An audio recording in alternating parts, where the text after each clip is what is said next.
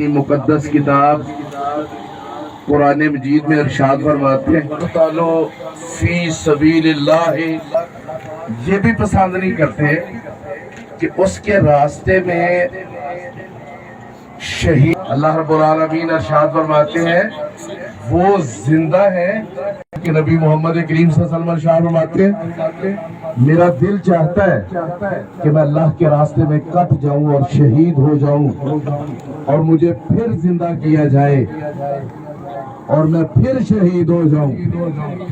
यानी ये इतना लुत्फ और इतना मजा है जो शहादत का मजा है। अल्लाह के नबी मोहम्मद करीम सल्लल्लाहु अलैहि वसल्लम ने बाकायदा इस शहादत की ख्वाहिश की है। तो हम इस लिहाज से मुबारकबाद पेश करते हैं शहीद उनको पाक फौज के इन जवानों को जो खुद रातों को जागते हैं लेकिन हम सुकून की नींद सोते हैं। ये भाई थोड़ा पीछे थोड़ी ज़ियारत करो बाद में सब कुछ दिखाया जाएगा। तावन की हवा पैदा करें